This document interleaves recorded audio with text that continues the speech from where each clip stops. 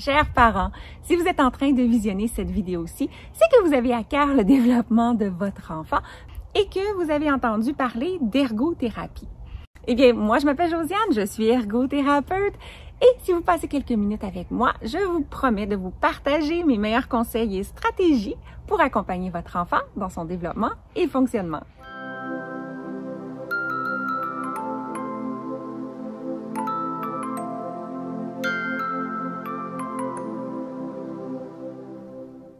Le saviez-vous? Votre enfant naît avec tout ce qu'il lui faut dans son corps pour développer sa motricité. En d'autres mots, lorsque, entre 0 et 12 mois, bébé développe le contrôle de sa posture, il construit déjà les fondations sur lesquelles il développera sa motricité globale et plus tard sa motricité fine.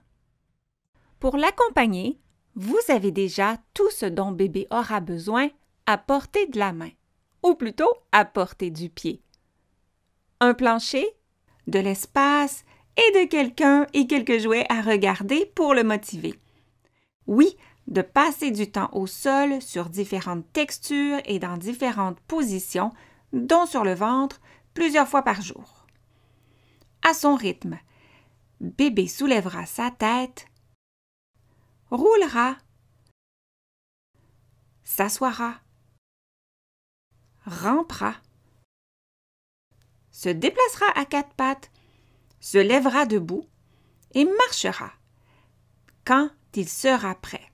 Vous l'aiderez beaucoup en lui laissant le temps de vivre chaque étape de son développement moteur sans l'inciter à aller plus vite, par exemple en lui tenant les mains pour marcher et sans restreindre ses mouvements avec du matériel, des équipements ou des vêtements.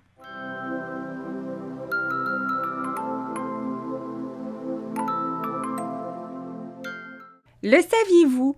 C'est la répétition qui développe la coordination. Et pour avoir envie de répéter, votre enfant a besoin de s'amuser. Devenir coordonné, ça n'a pas besoin d'être compliqué. Jouer dehors, aller au parc et à l'intérieur, faire des parcours sous les meubles et sur les coussins, un défi à relever et le tour est joué. Sauter, grimper, lancer, danser, mais surtout jouer. Durant cette période, ma meilleure suggestion d'activité pour la motricité globale des enfants est de faire des marches d'animaux. Comment faire? On choisit un animal et on invente une façon de se déplacer. Il n'y a pas de bonne ou de mauvaise manière de faire. Peu importe l'animal, ce qui compte est de varier les mouvements et les surfaces pour varier les sensations et les défis. En somme, le plaisir et la répétition est ce qui mène à la coordination.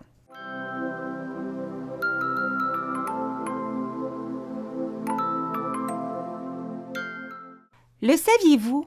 L'autonomie de votre enfant dans les activités d'hygiène, d'habillage et les apprentissages scolaires s'appuie en grande partie sur le développement de sa motricité fine et sa maîtrise des outils, comme les crayons, les ciseaux, la colle et les ustensiles.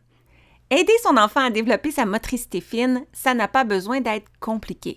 Il a tout simplement besoin de jouer avec des objets qui sont petits et de les manipuler. Mais si vous avez envie d'être un peu plus structuré, l'activité que je suggère et qui a toujours beaucoup de succès est de créer une boîte de motricité fine.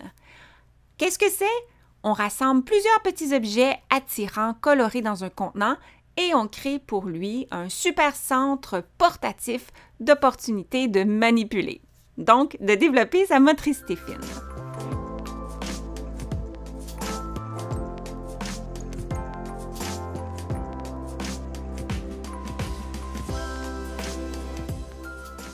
J'en profite ici pour glisser une deuxième idée. Pour être prêt à tout moment à développer son aisance avec les outils, vous pouvez aussi préparer un panier avec des papiers, des crayons, des ciseaux, de la colle et hop, voilà plein de possibilités pour stimuler sa motricité fine.